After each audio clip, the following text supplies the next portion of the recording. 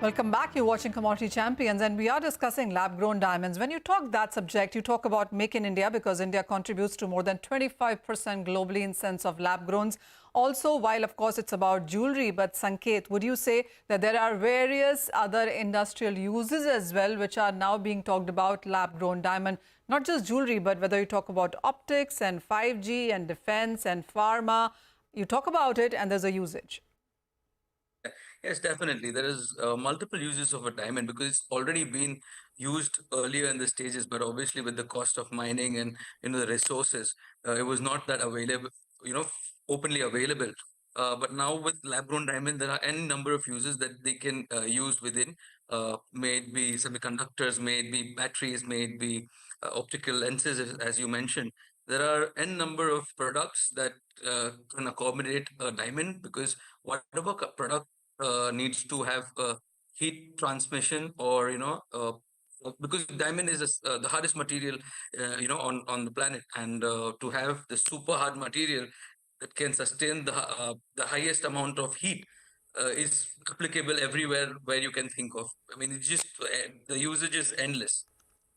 No, absolutely. So, Sanket, as we go ahead from here, would you say that, of course, jewelry is going to be a major part always, but a forward-looking statement, and how much would you see lab-growns actually contributing to these industrial uses? Ma'am, if we look, for example, right now there's a lot of research that is happening. Okay. It's not executed by any particular company as of now. But there are, all the markets worldwide. The government itself is working on semiconductors, may it be optical or may it be tools. In tools, there's a lot of work that can be done in the defense segment. So there are quite a few uses that can be accommodated by lab-grown diamond, and definitely in the coming days, this will be captured as well by whoever can be able to, get the production at this precise scale and a precise demand of what they actually require. It's just not just the base plate, but there are many other things that go into making semiconductor chip, may it be satellite network for 5G, defense, optical media, anything, medical industry. So everything has a usage of it, but the only concern is on how or who is going to be able to create that application. All right. So still in research, but there have been various reports suggesting on how this can be an affordable solution, perhaps, to various industries as well. Let's talk about the jewelry part yet again. And Parag, this one is to you. There have been various reports again suggesting that while a mined diamond can be as much customized, but with lab-grown comes many opportunities that you can cater to what the client really wants. Yes, absolutely. But there is one thing, that the delta, the difference, the price difference between lab diamonds and natural diamond is much seen only when it is about solitaires and big size diamonds.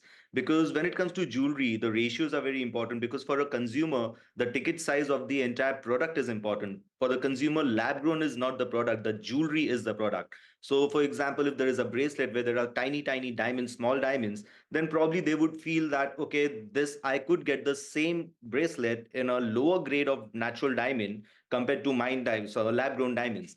But when they look at a 5 carat diamond, a 2 carat, or a 1 carat, the price difference is so huge. To give you a perspective, one which is typically a 1 carat lab diamond is sold for 75,000 today. In natural diamond with bigger brands, the same thing is available for 8 lakhs or 10 lakhs. So the delta is huge. And same you compare for a 5 carat, it's like only 5%, like 4 lakhs, 5 lakhs compared to a 1 crore diamond. So jewelry, the consumer has to understand that what kind of jewelry they buy is going to make the difference. Otherwise, for the smaller diamonds, the price difference is not so obvious and not so much. Pooja, what is the market penetration at this point in time when you talk about lab growns, and what are the estimated numbers? And as Parag made a point there, that design is going to be more important, custom making is going to be more important for the segment. Yeah, no, absolutely. So I think so far, when it comes to the Indian context, the consumer market may be about 300 to 400 crores. It's estimated to touch $5 billion in the next 5 years. That's the kind of growth in consumption that the Indian market is seeing.